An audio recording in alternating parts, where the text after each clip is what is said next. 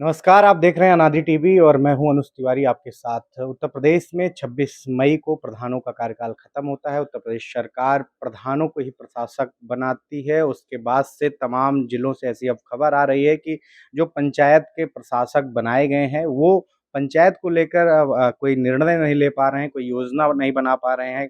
बहुत कम समय है विधानसभा चुनाव होने को, कोई नीति नहीं बना पा रहे हैं। हमारे साथ बातचीत करने के लिए अखिलेश सिंह जी हैं, जो पंचायती राज विभाग के जो प्रधान संघ का संगठन चलाते हैं, उसके राष्ट्रीय अध्यक्ष हैं। सर, स्वागत है आपका। क्या कहेंगे सर, किस बहुत तरीके की आभार। समस्या आ रही है? बात आपकी सही है।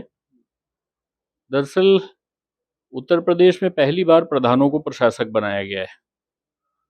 तो प्रशासक बनाते समय 25 जून को जो आदेश जारी हुआ 25 मई को, उसमें ये कहा गया कि नीतिगत निर्णय प्रशासक नहीं लेंगे।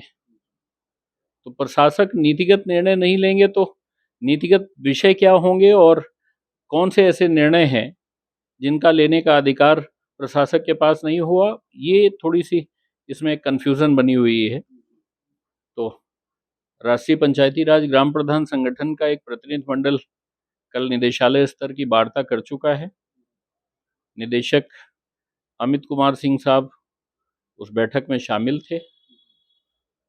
आदरणीय एसबीएम की जो निदेशक हैं गुंजन जी, वो भी उस बैठक में थी और मेरे प्रदेश अध्यक्ष ललित शर्मा हमारे साथ थे। हम लोगों ने बैठ के एक लंबी चर्चा की है इस पर और ये मत स्थिर किया गया है कि निदेशालय से ये प्रस्ताव, ये विषय शासन को भेजा जाएगा और शासन से इस पर निर्णय कराया जाएगा कि किस तरह से पंचायतों के काम सुचारू रूप से आगे चलते रहें।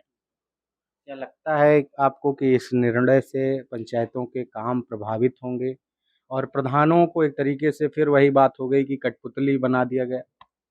नहीं, मेरा बहुत इसमें स्पष्ट विचार है। जो ये बात कही गई है कि नीतिगत निर्णय जिलाधिकारी के अनुमोदन से लिए जाएंगे, तो इस पर मैं एक प्रश्न करना चाहता हूँ। वो प्रश्न ये है कि जिलाधिकारी अगर प्रधानी करेंगे तो फिर जिला कौन चलाएगा? एक कलेक्टर के पास जिला चलाने के बहुत सारे विभाग हैं, बहुत सारे काम हैं।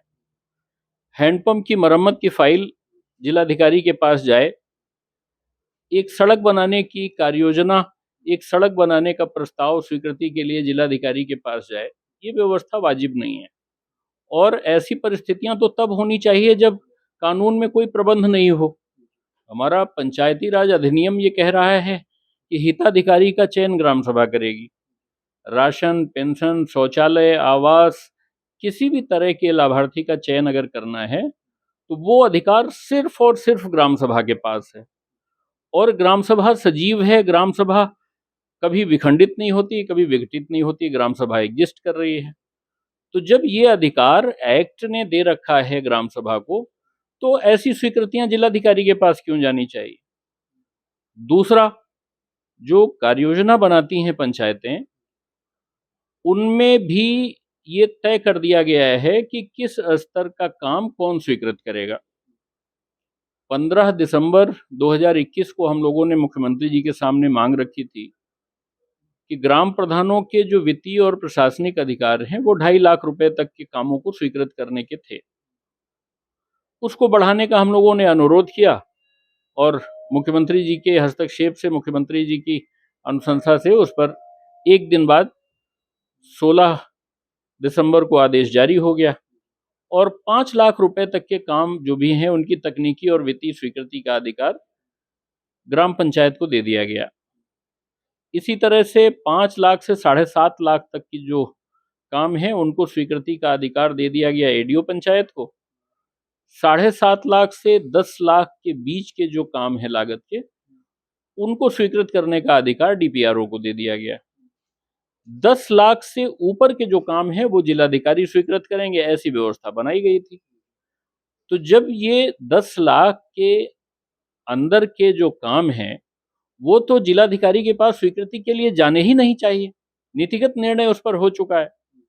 तो ऐसी स्थिति में काम प्रभावित हो रहे हैं, कार्य योजना का गठन नहीं हो पा रहा है और हम लोगों ने इस विषय को रखा है विभाग के सामने।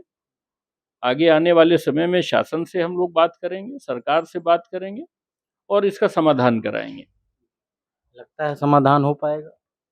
हो ही गया जब उत्तर प्रदेश में प्रशासक बन गए प्रधान, जो कभी नहीं हुआ था। तो जो व्यवस्था कानून की किताब में लिखी है, जो पंचायत राज अधिनियम में लिखी है, उसको लागू करने में क्या कठिनाई हो सकती है।